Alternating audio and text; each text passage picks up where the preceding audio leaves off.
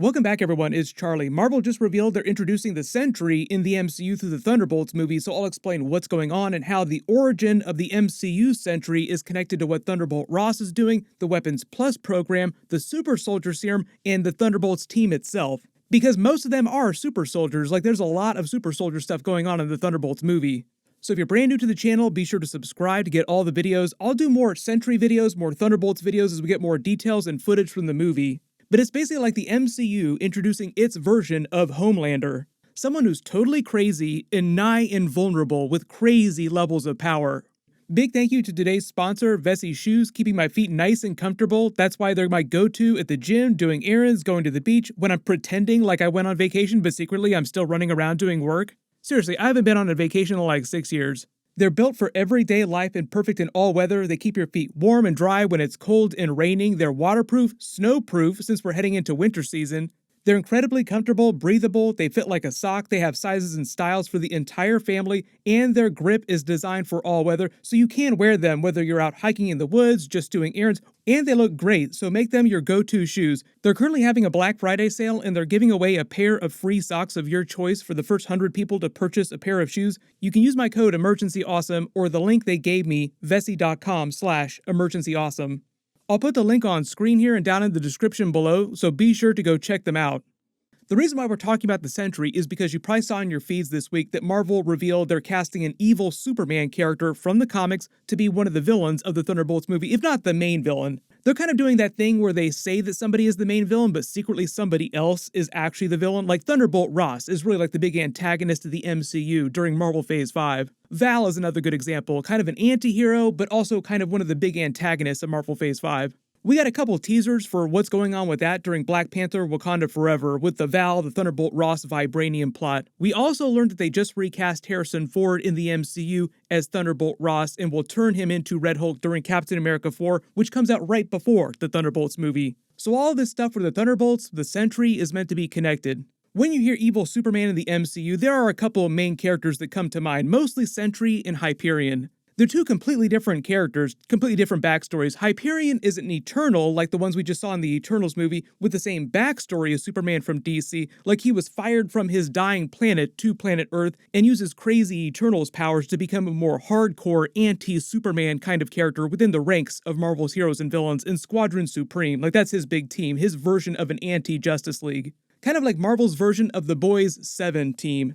Sentry is also like Marvel's version of Superman with the twist that he's totally schizophrenic. He's a schizotypal personality disorder, not the same thing that Moon Knight suffers from, but similar. Both of them have alternate personalities, like Moon Knight has Mark Spector, Stephen Grant, we just met Jake Lockley at the end of that series, but he has something called dissociative identity disorder, which is different from what Sentry has. Sentry's real name is Robert Reynolds. He started out as a drug addict who was just down on his luck and broke into a lab where he thought he could find a score. He took what he thought was going to be drugs that were going to get him high, but it wound up giving him powers. It wound up being the Golden Sentry Serum, which was a derivative of the Super Soldier Serum, part of the Weapons Plus program. It gave him the power of 1,000,000 exploding suns. Like that version of the Super Soldier Serum was way more potent than the version that the other super soldiers on the Thunderbolts team got, or even Captain America got. But the process of getting all that power when he was already kind of broken mentally caused him to develop an alternate personality called the Void, who's a totally evil version of himself with an equal level of power, but different types of powers. I'll get us through this, just as long as you and me stick together.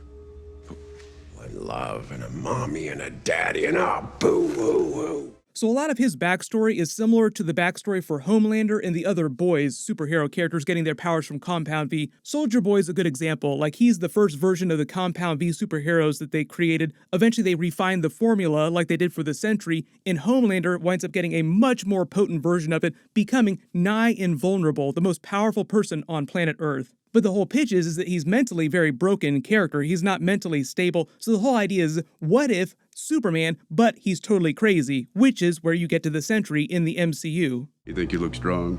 You're just a cheap knockoff. Oh, no. I'm the upgrade. The reason why I say the mystery evil Superman that Marvel's introducing is Sentry and not Hyperion is because of what Kevin Feige said at D23 at the Thunderbolts presentation. They revealed what's going on with Val, Thunderbolt Ross, and their whole plot to recreate super soldiers in the Weapons Plus program. This pays off a long-running Easter egg that I'll explain in a second from the first Incredible Hulk movie. And at D23, Kevin Feige very specifically remarked that Winter Soldier was going to be the most mentally stable person on the Thunderbolts. David Harbour, who plays Red Guardian, said that it's all about this group of fundamentally broken people, mentally broken that is, who all have crazy levels of powers, who find a way to work together and help heal each other slowly. Like help each other actually accomplish their mission, but also fix a lot of their mental problems they've been suffering from.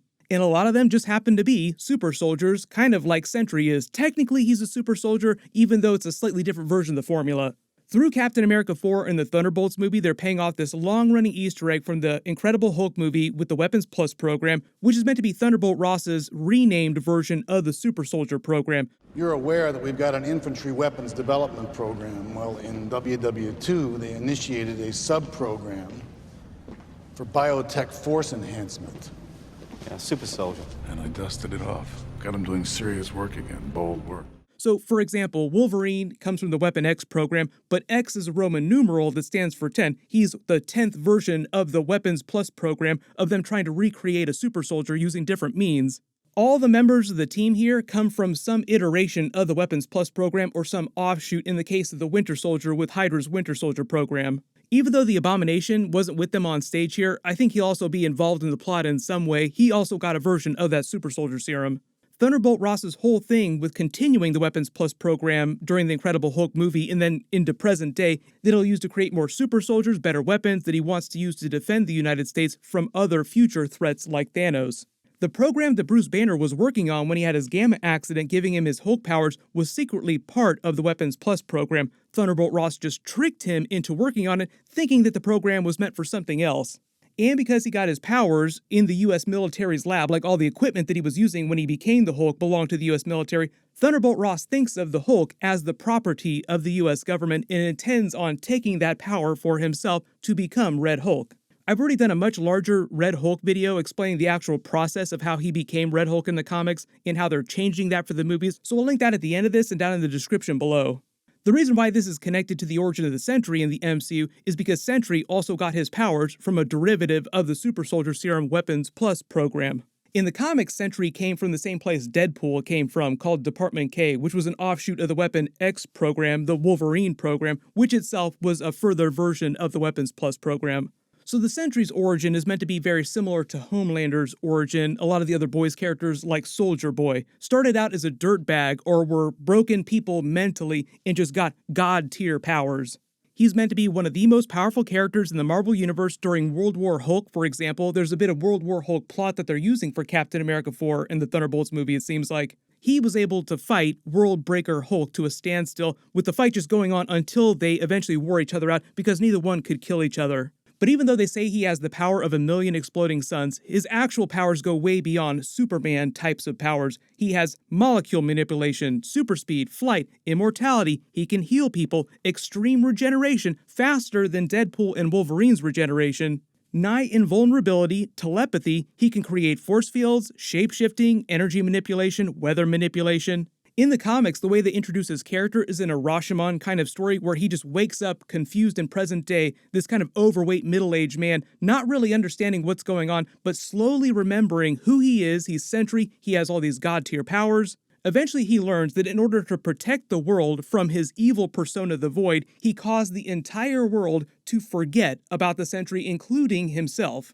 It was a way for Marvel to explain how he was created back during the 1950s, 1960s, and had been alive this entire time while you're having all these adventures with the Avengers, all these big crossovers, but you're only learning about the Sentry in the early 2000s when they first introduced the character. Nobody knew about him because they pulled a Spider-Man No Way Home. It was just like the movie, just caused everybody on the planet to forget about the Sentry. At least until he remembered everything, which caused the evil persona within his mind to resurface, the Void, bringing that threat back as well. So the whole idea is he's so unpredictable, so crazy, that it's even harder to deal with him as a character and get him to do what you want than it is to deal with a version of the full Hulk like the mindless Hulk. So the idea during the Thunderbolts movie is that you have this mentally unstable team of anti-heroes trying to take down or talk down the Sentry.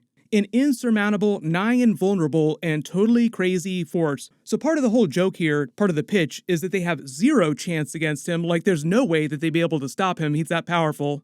And faced with that, how do they wind up taking him down or talking him down, talking him back to his senses? And a lot of this is about getting over past trauma and dealing with your mental problems. They kind of address that during Falcon and Winter Soldier, with Winter Soldier's character being in therapy and slowly working through his problems.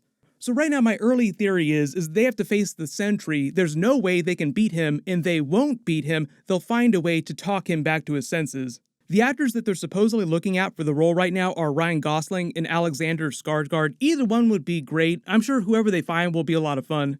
But if they're introducing Sentry, let me know what else you want them to do with the character in the future. Obviously, we're just talking about the end of Marvel Phase 5. Marvel Phase 6 is Avengers 5, Kang Dynasty, Avengers 6, Secret Wars, so there's still like a whole other phase after they would introduce the character. I'm still working on my Guardians of the Galaxy Holiday Special review. That'll be my next video to post. Make sure to enable alerts for my channel so you don't miss that. Everyone click here to learn about the secret Deadpool Christmas movie that Ryan Reynolds made, and click here to learn what's going on with Thor 5. Thank you so much for watching, everyone stay safe, and I'll see you guys in the next one.